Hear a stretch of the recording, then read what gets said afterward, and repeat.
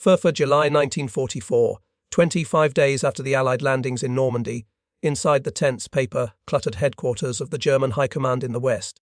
The summer air hangs thick with cigarette smoke and the distant rumble of artillery drifting in from the collapsing front.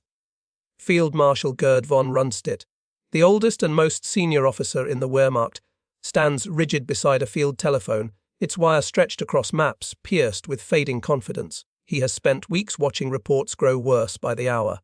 Allied armour pushing inland, German panzer divisions shattered under relentless air strikes. Supply routes severed, commanders begging for permission to withdraw, the Luftwaffe nearly absent from the sky. And above it all, Hitler demanding the impossible hold Normandy at all costs. A voice crackles through the line, Berlin asking for solutions, for miracles, for orders that no longer match reality. Rundstedt presses the receiver tighter, his patience worn thin by the weight of a lost campaign. What shall we do now, Herr Feldmarschall? The question lands like an insult. Rundstedt exhales slowly. His reply is not shouted, not emotional, only the exhausted truth of a soldier who sees the inevitable. Make peace, you fools. The line goes silent, and the consequences of those words begin to take shape, leading us back to understand how the war reached this breaking point, to understand why Germany's most senior field marshal reached such a breaking point on the 3rd July 1944. We must step back to the fragile, deteriorating foundation on which the Western Front now rested. The months before and after D-Day were shaped by competing doctrines, failing logistics, and a widening gap between battlefield reality and Hitler's expectations. In early 1944, Field Marshal Gerd von Rundstedt had been restored as Oberbefehlshaber West, Commander-in-Chief West. He was 69 years old, experienced, calm, and respected. He had seen Germany win its early blitzkrieg campaigns, but by 1944 he also understood a truth many in Berlin refused to confront: the war was no longer winnable. Rundstedt believed the Western Allies would inevitably open a massive second front, and once they established a secure beachhead, Germany's ability to wage a two-front war would collapse. In the months leading to the invasion, he found himself in constant disagreement with Erwin Rommel, commander of Army Group B. Rommel argued for defending the coast itself, believing Allied air dominance made large mobile reserves useless. Rundstedt believed the opposite: no line could withstand the full Allied naval and airborne assault, and only a concentrated armoured reserve could deliver a decisive counterattack. Hitler, distrustful of both, micromanaged the strategic discussions until the final defensive plan became a compromised hybrid that satisfied no one. By the morning of 6th of June 1944, the German command was already reacting too slowly. Communications were delayed. Divisions held in reserve needed Hitler's direct release, permissions that came hours late. Allied deception operations had convinced Berlin that the real invasion would come at Pas de Calais. Rundstedt watched the situation with growing concern. Each report arriving at his headquarters pointed to the same conclusion: Germany had not prepared to meet an assault of this scale. Within days of the landings, the strategic picture grew even darker. The Allies possessed overwhelming air superiority. Luftwaffe sorties were fewer, shorter, and largely ineffective. German supply columns were being annihilated before reaching the front. Bridges, road junctions, railways, everything the Wehrmacht relied on was being broken apart from the sky. Rundstedt understood that this wasn't just a disadvantage. It was fatal. Meanwhile, the German divisions holding the Norman hedgerows faced an enemy with limitless ammunition, constant naval gunfire, and the ability to rotate fresh units into battle. Rundstedt read casualty reports that showed entire battalions reduced to fractions of their original strength. Commanders pleaded for reinforcements, for withdrawals, for permission to establish a defensible line farther east. Rundstedt relayed these needs to Berlin, but Hitler insisted Normandy must be held where it stood. By late June, Rundstedt and Rommel were aligned in one crucial belief: Germany must pull back behind the Seine or risk total destruction. Rundstedt knew the Wehrmacht could still mount localized resistance, but the broader operational reality couldn't be reversed. The Allied bridgehead was expanding. Their logistics were stabilizing. Their aviation was completely unchallenged. In contrast, the German West Front was deteriorating into a series of isolated formations, starved of fuel, manpower, and strategic coherence. Rundstedt's requests for withdrawals were rejected. His warnings were ignored. And with each passing day, the disconnect between Hitler's commands and the collapsing front widened. By 25 days after D-Day, the signs were unmistakable. Normandy was slipping out of Germany's grasp. The senior field marshal could see where the situation was heading, even if Berlin refused to accept it. And that growing tension between grim military reality and demands for impossible victories set the stage for a breaking point that would arrive with a single, unforgettable sentence. Rundstedt's breaking point on the 4th of July 1944 did not emerge from a single conversation or a single failed battle. It was the slow accumulation of human strain, of age, responsibility, and the steady erosion of truth inside a system that no longer tolerated it. At nearly 70 years old, Rundstedt carried decades of military experience. He had seen empires rise and fall, armies advance and collapse, yet nothing weighed on him like the summer of 1944 in Normandy. Every day brought new field reports from exhausted commanders describing units reduced to shadows of themselves, men who had been marching and fighting without rest, and formations that simply no longer existed. Rundstedt understood the physical and psychological cost on both sides of that telephone line. Officers at the front weren't asking for miracles. They were asking for realism, for permission to save what remained of their troops before they were swallowed whole. And with each appeal denied by Berlin, the human burden on the old field marshal deepened, creating an emotional pressure that few in the high command could even sense. This human strain connected directly to the tactical reality unfolding across northern France. Rundstedt had long believed the Wehrmacht could only survive if allowed to fight maneuver battles, preserving mobility rather than being pinned under Allied air power. The hedgerows may have slowed Allied armour, but they trapped German formations in killing zones where movement became predictable. Infantry divisions that were already under strength faced constant artillery bombardment. Panzer crews found themselves ambushed from unseen angles. And above them, the skies belonged entirely to the Allies. Rundstedt saw tactical reports showing that German counterattacks, once the backbone of their military doctrine, were now suicidal ventures. The Wehrmacht had been transformed from a fluid, fast-moving machine into a collection of isolated pockets, forced to defend every inch of ground. He knew that tactical rigidity was not a strategy, it was a sentence. The technological disparity sharpened this tactical disadvantage. Allied air forces operated with precision and persistence unimaginable earlier in the war. Fighter bombers like the P-47 and Typhoon prowled the roads, destroying German armour before it reached the front. Naval artillery delivered devastating fire support on demand. Meanwhile, technological shortages inside the German ranks grew worse by the week. Fuel stockpiles were nearly gone. Replacement tanks were arriving too slowly. Communications networks were fragile, vulnerable to Allied jamming and sabotage. Rundstedt read daily reports describing how supply convoys attempted to move only at night and still suffered heavy losses. The Luftwaffe, once the terror of Europe, was reduced to token sorties that achieved little more than symbolic resistance. No German technological innovation could counter the massive Allied logistical and industrial advantage now pressing into France. Rundstedt knew the imbalance wasn't temporary, it was permanent. Yet the collapse was not purely material. It was leadership.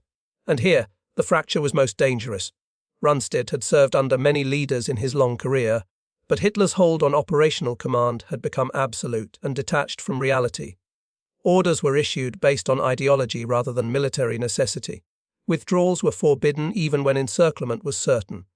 Commanders were dismissed for suggesting realistic alternatives. Rundstedt found himself caught between the field generals begging for permission to maneuver and a Führer who viewed any retreat as defeatism. His disagreements with Rommel, once sharp, had softened as both men recognized the hopelessness of their situation. They argued over methods but not results. Both saw that the West Front was unraveling.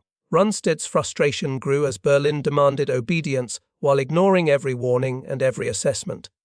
Leadership, once Germany's strength, had become its critical weakness. The enemy's perspective accelerated this internal collapse. The Allied command structure, though not without flaws, operated with a clarity and unity that the German high command could no longer match. Their intelligence picture was strong, aided by aerial reconnaissance and code-breaking. Their supply lines were secure across the Channel. Their divisions rotated, rearmed, and returned to the line with consistency. Rundstedt recognized that the Allies were not simply winning battles, they were building momentum. Each German failure strengthened their advance. Each delay from Berlin made the next breakthrough easier. Reports from captured prisoners revealed Allied confidence in their eventual victory. Rundstedt saw that this confidence wasn't arrogance, It was grounded in an overwhelming operational advantage that Germany could no longer counter. And with every Allied push, the strategic noose tightened around his command.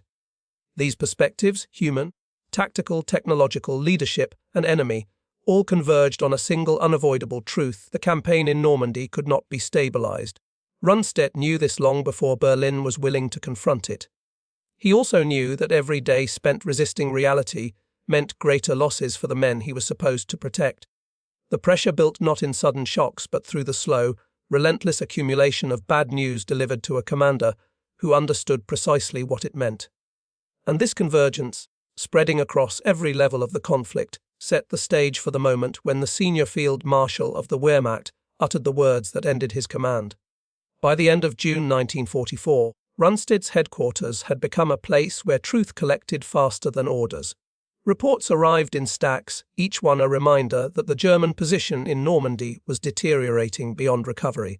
Divisions that had entered the campaign with 15,000 men were now fighting with barely half that number. Panzer units listed fewer and fewer operational tanks. Commanders in the field warned that the Allies were preparing major offensives, and there was no reserve left with which to counter them. On the 3rd July 1944, a teleconference was arranged between Rundstedt and the Oberkommando der Wehrmacht. The purpose was simple: Berlin wanted clarity. Hitler and his staff demanded to know how to stabilize the Western Front. Rundstedt already knew the answer, but he also knew it was one the FEH would never accept. As the call began, Wilhelm Keitel, chief of the High Command, spoke in a tone that attempted firmness but revealed more uncertainty than authority. He asked for a status report. Rundstedt responded without embellishment. Normandy was lost as a defensive position. The Allies held a growing lodgment. Their control of the air made any operational maneuver nearly impossible. German formations were not just weakened, they were structurally broken. Keitel pressed further, asking where counterattacks could be mounted. Rundstedt remained steady. There were no reserves capable of affecting the outcome. Even if reinforcements were shifted from other theatres, they would never reach the battlefield intact. Every available route was under constant Allied air observation. German forces were immobilized by conditions no commander could change. Then Keitel asked the question that triggered the moment history would remember. It was the one question that exposed just how far Berlin had drifted from the realities at the front. "What shall we do now, Herr Feldmarschall?" To Rundstedt, the question bordered on absurdity. The answer had been evident for weeks. Rommel had said it. Frontline officers had said it. Rundstedt himself had said it repeatedly. Continuing the fight in Normandy without strategic withdrawal meant the complete destruction of the Westtheer. He paused only long enough to steady his voice. There was no anger in the words that followed, only the weight of experience and an understanding of consequences. They were words spoken not to provoke, but because they were the only truthful answer left. "Make peace, you fools." The line fell silent. Keitel made no immediate reply. Others in Berlin froze, aware that this was more than a tactical suggestion. It was a direct confrontation with the strategic illusions governing Germany's war effort. Within hours, the message reached Hitler. Rundstedt's blunt assessment was interpreted not as realism but defeatism. The decision that followed was swift. He was relieved of command. In his place, Hitler appointed Field Marshal Gerd von Rundstedt, a commander he believed would enforce his decisions without question. But this change in leadership could not change the reality that had driven Rundstedt to speak. Normandy was slipping beyond German control, and the momentum of the conflict was now pushing the Wehrmacht toward an irreversible collapse. Rundstedt's dismissal did not alter the situation at the front. If anything, his final words cast a long shadow over what would happen next, as the German command continued to deny the very reality he had tried to force them to face. And the consequences of that denial would become clear in the weeks that followed, as the Normandy campaign moved toward catastrophe. Rundstedt's dismissal on the 4th of July 1944 removed the most senior and experienced commander on the Western Front at the very moment his realism was most needed. His successor, Field Marshal Gerd von Rundstedt, inherited a battlefield already slipping beyond control. Rundstedt was capable, intelligent, and respected, but he arrived with two burdens: he had to impose discipline on an unraveling front, and he had to maintain Hitler's confidence even as the situation worsened. Those two objectives were already incompatible. Within days, the effects of Hitler's refusal to authorize a strategic withdrawal became stark.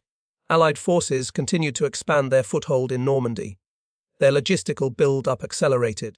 The artificial Mulberry harbours delivered supplies in staggering quantities. Rundstedt had predicted that once the Allies secured their beachhead, the German position would collapse rapidly. Kluge soon found himself living inside the reality his predecessor had warned about. Meanwhile, Erwin Rommel, commander of Army Group B, fought desperately to stabilize the front. His visits to forward units revealed the same truth. Rundstedt had spoken aloud. The Wehrmacht was being ground down. Troops were exhausted, many positions were held only by ad hoc battle groups, and the Luftwaffe could do nothing to contest Allied dominance. Rommel continued sending memoranda to Kluge and Berlin, urging immediate withdrawal behind the Seine.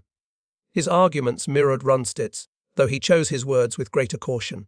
But on the 17th of July 1944, Rommel's voice was abruptly silenced. His staff car was strafed by an Allied fighter, leaving him with severe head injuries. He was evacuated from Normandy, never to return.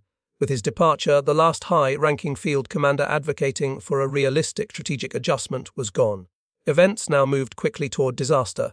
In early August, the Allies launched Operation Cobra, breaking through the German lines west of St. El. What followed was a cascading collapse. German units attempted to regroup, but Allied air strikes shattered their movements. American armored divisions surged through the gaps. Rundstedt had warned that the German front would disintegrate if forced to hold Normandy. Now that prediction was playing out with brutal clarity.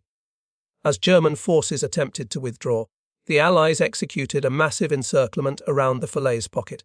Tens of thousands of soldiers were trapped. The remnants of multiple divisions were destroyed. Panzers abandoned on roadsides were photographed, still bearing scorch marks from rocket strikes. The destruction was so vast that even Allied commanders were shocked by the scale of German losses. Rundstedt's fear that by refusing to retreat they would sacrifice the Westtheer had come to pass. Inside the High Command, the shockwaves continued.